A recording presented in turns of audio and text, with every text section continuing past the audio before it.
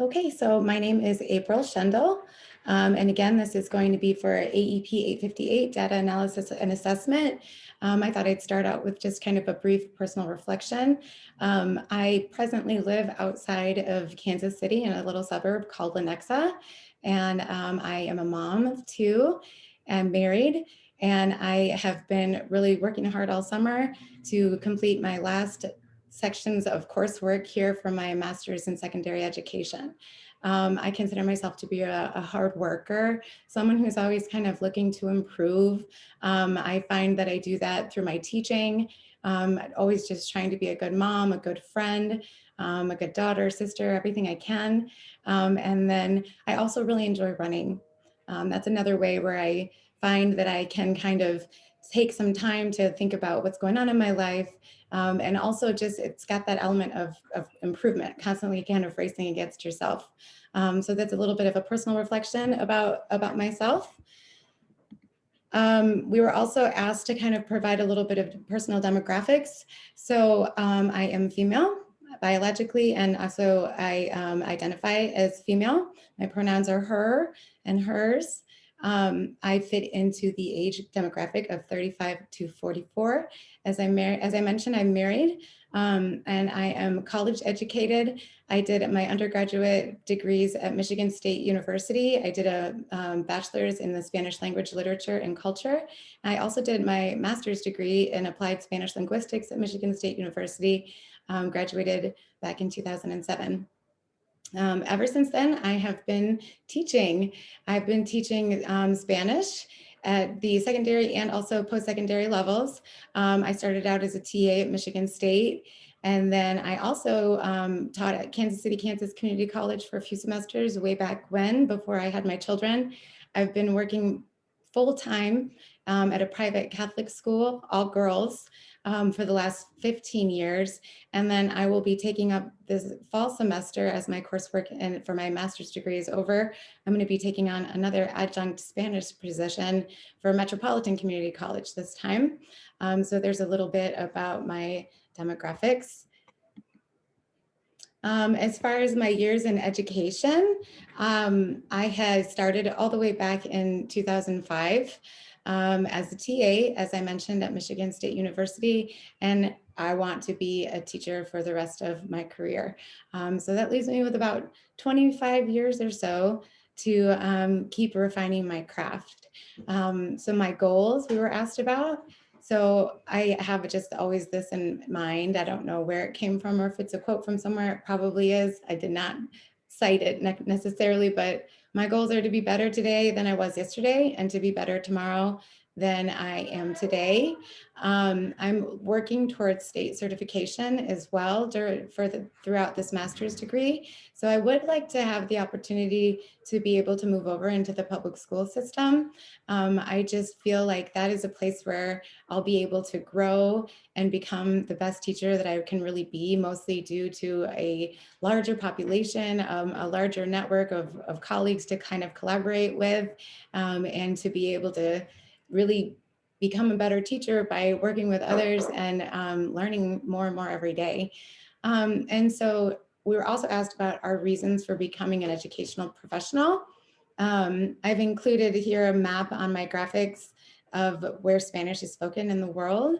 I just have a complete love of the Spanish language and culture. I always have been interested in learning about other places in the world. My dad was a deep sea diver and spent time all over the world and had all kinds of fun stories about interacting with people all over the globe. And so even from a young age, I just was really interested in learning about places that I've never been or never seen. And then I also found and stumbled into a love of teaching really early on. I've had kind of a non-traditional route to becoming certified.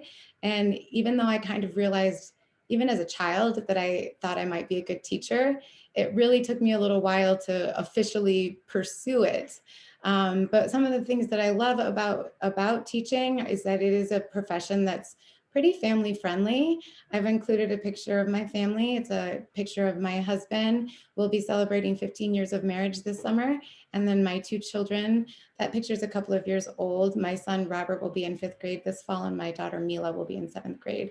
So it's been a really nice way to be able to be a working mom and have my love of my career and teaching and my students and colleagues all kind of fit neatly into my family life as well.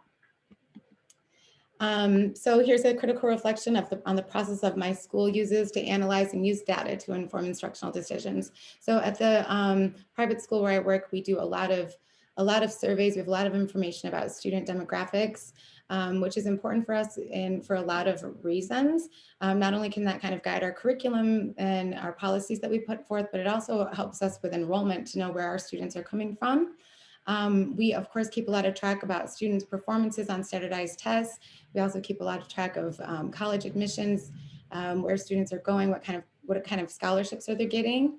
We do some faculty evaluations, although not as much as my very, very busy administrators would like to do. We do a lot of surveys on school climate, policies, and of course, faculty members are doing summative and formative evaluations all the time. And then we do a lot of data collection for our accreditation purposes. We have ISACs coming up, which is an accreditation institute that takes a lot of data from our school and kind of gives us recommendations. So we're doing a lot of data collection right now. My own personal knowledge about data and how to use it to inform instructional decisions, I say it's improving and evolving.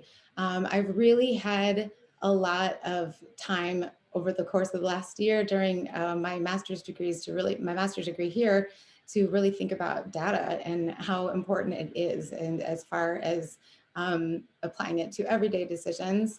And so I want to keep getting better at that. Of course, I use formative and summative assessments in my classes. The National Spanish exam is a good data point for me.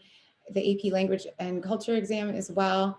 And then we also get a lot of course surveys, feedback from students that can be formal or informal, as far as even just asking my students, how did they feel about that lesson or that test or that project, to just kind of always get that in the forefront as well.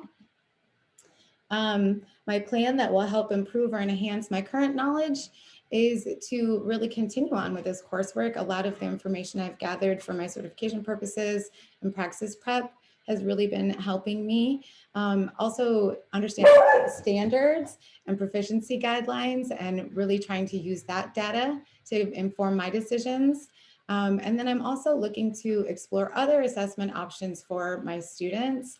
We're looking into other ways to evaluate perhaps a bilingual seal of biliteracy. And then there's another proficiency test we're looking into whose name escapes me.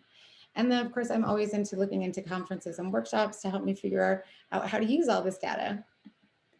So thank you very much. And I look forward to hearing more about what everyone else has to say.